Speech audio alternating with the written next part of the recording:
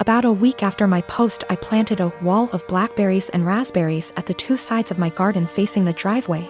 About 30 centimeters from the edge, so no overhanging branches. On the other side of the berry wall, I planted lots stuff like strawberries and tomatoes. To reach the tomatoes and strawberries from the driveway, you have either go through the fruit bushes or walk up to my house. Walk about 2 m along the side of the house and my windows, and then walk into my actual garden. Not something you do by mistake. For about 2 weeks it was somewhat quiet, but I still found the kids on my driveway every single days. As far as I know, they did not enter the garden, and I hadn't noticed them walking around my house anymore. So I figured the bushes were working. About 1 week ago, berry season started, and my bushes are now full of raspberries, and there's lots of strawberries as well. The neighbors noticed. First I caught the boys picking and eating raspberries, so I told them off and dropped them off at home, told their mom I caught them stealing. That's how I see it, even though it's fruit, and that I'd call the cops next time. She huffed and told me to grow up, but took the boys inside anyway.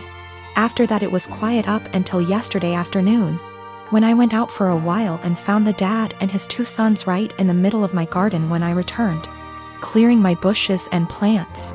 I didn't even confront them. Just called the cops from a distance as they hadn't noticed me yet, and started filming them after making the call. Luckily 2 cops showed up after 10 minutes or so, and they confronted the neighbor as they were still picking berries. They told them they were trespassing and that the berry picking was in fact considered stealing, and that I could press charges. For the first time I noticed a bit of fear in my neighbor. He was having trouble finding his words and kept looking back at his house. I guess hoping his wife would show to yell at the cops. They all went inside with the cops, so I just went home as well. After a while the cops came by and asked me if I wanted to press charges. I asked them if they felt like they scared the neighbor enough to stay away. I got a small smile and yes, about him, but the wife had just kept shouting at them and her husband about the little. Living next door. I told them no for now, asked them if I'd be allowed to get an extra camera set up on the wall between my garden and the road, to cover the entire front garden plus driveway.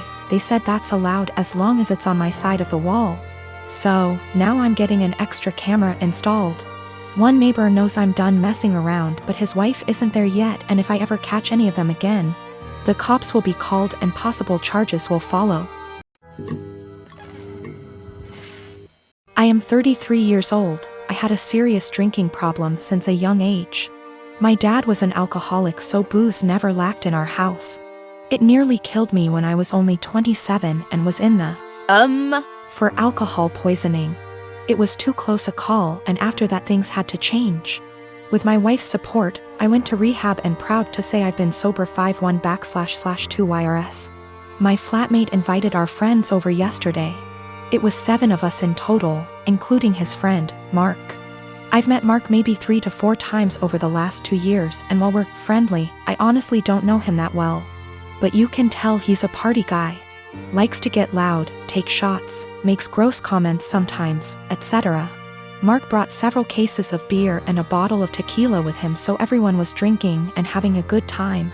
Mark kept offering me drinks the entire night, which I'd politely decline. It's like he made it his personal mission to get me to drink by egging me on, saying every time he sees me I'm either drinking a soda//water and it's okay to let loose sometimes. He resorted to teasing me into drinking, calling me princess. I don't know what that had to do with not wanting to drink. All my friends there knew what I was like before, how bad my drinking was, so they kept trying to steer the conversation so he'd forget about me. But every now and then he'd hand me a shot glass or a beer and would not let it go even after telling him yet again that I didn't want to drink. My wife became uncomfortable with his behavior. I think she was worried I'd actually drink. She grabbed the shot glass from me, dumped it in the sink, and told him to stop it already. He looked between us and grinned like he understood now. Mark joked that maybe we should get my wife drunk first, then that'll get her to loosen up the leash she has on me. I'll admit, that made me see red.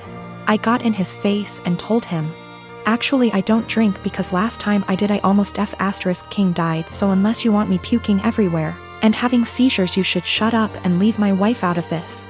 Wiped the smile off him real quick and he apologized. The rest of night went on and he finally left me alone. Our flatmate did confront me in the morning because he thinks I was too honest with Mark and it wasn't his fault, he didn't know. He was just joking around and I made him feel bad.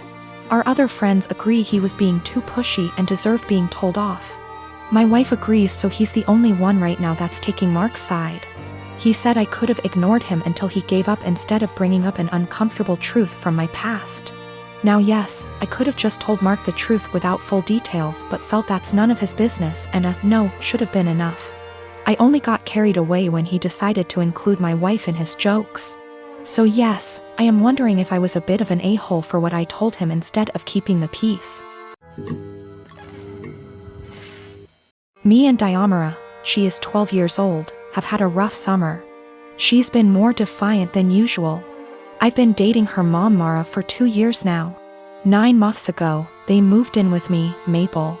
Both Dio and Mara have an on-again / off-again relationship with Dio's dad, Dionysus. He's pretty much never paid child support, comes and goes as he pleases into Dio's life. Typical shitty-ass part-time dad. I've tried to fill the dad role in her life, while still understanding boundaries, taking things slow, etc. This summer Dionysus decides he wants to be a real dad and takes Dio in for a month. Good for him, not my business, and Mara agrees. When Dio came back home because school started, she was a lot different. Really mean to me, very dismissive. A few days ago she got caught shoplifting at the mall. Security took her in, then called Mara, who didn't answer, then called Dionysus, who didn't answer, and finally me. I answered. They told me I had to pick her up or she'll be handed over to juvenile. I didn't say anything to her while I picked her up. I apologized to security, apologized to the store. I even tipped the security guards plus the store employees because it's up, they had to deal with that. I assured them Dio would be punished appropriately. I'm speaking to her in a strong, affirmative voice while we're in the car. Not yelling, but in a fatherly tone, I suppose. I'm telling her how up it is to steal, and how I don't. With thieves, and how I absolutely don't voluntarily. With any kind of police, so I don't appreciate any of this, nor will I accept it in my house. She snaps back that I'm not her dad, so don't ever tell her what to do. From now on, if I want to tell her something, I need to clear it with her real father first. That killed my soul. For the past year or so, I've treated her as my own daughter. I've paid for their housing, I've paid for her mom's car, her schooling, her food, everything. Her bio dad dropped $100 check off one time in the past year.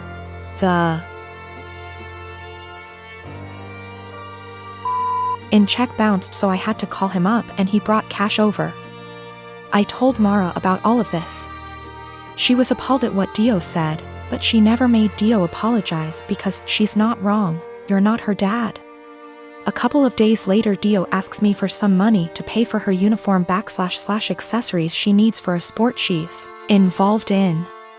I say go ask your dad. She scoffs and says her dad doesn't have the money for it, so I have to pay for it.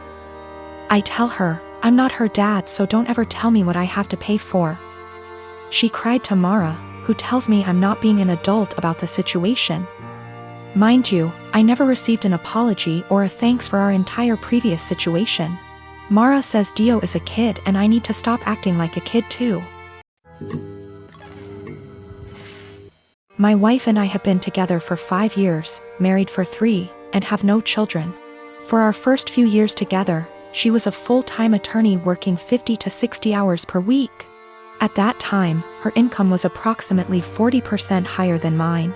The income disparity did not bother me at all. I mean, who doesn't like more money? But neither of us was happy about the amount of hours she had to spend at work. When we met, she was already pretty burnt out and unhappy with the stressful job. I tried my best to be supportive and encourage her to look for other jobs that would be less stressful. She was open to it, but knew it would be a big pay cut.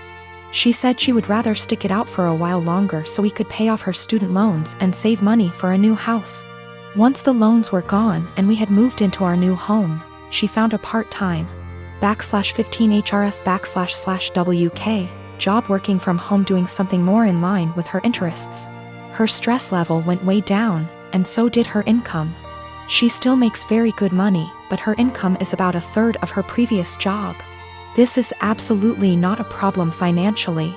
My income has steadily increased and she's still bringing in plenty. We are doing great and have no money problems. I have no regrets about any of it. The thing is, every once in a while, she'll mention that she feels sad that she doesn't contribute because her income is so much lower than mine. I tell her this is absolutely not true. Not only does she still have great income, but she contributes in so many other ways. Since she has a very flexible work schedule, she is able to do most of the household chores, takes care of errands during the day, does a lot of the shopping, etc. She basically keeps our household running. But I think in her mind, the work she does for our household does not make up for the loss in income. She recently found out we are eligible for health insurance through one of her attorney organization memberships. She sent me the details, but it turned out that our current plan we have through my job is still a better deal. I texted her and said I looked into it, but we should stick with what we have. When I got home from work, I could tell she was feeling down. She told me she had gotten excited at the possibility that we could use something through her work, and that she would be providing something major. She was crushed when I told her we shouldn't use it. I felt terrible. While she was working at her old job, we decided we wanted to start a family. The ideal situation was for her to get a low-hour, flexible, work-from-home job so she could be a stay-at-home mom with a little bit of income on the side. This job popped up and it seemed almost perfect for us. Unfortunately, the baby has not come as quickly as we had hoped, which we knew was a possibility.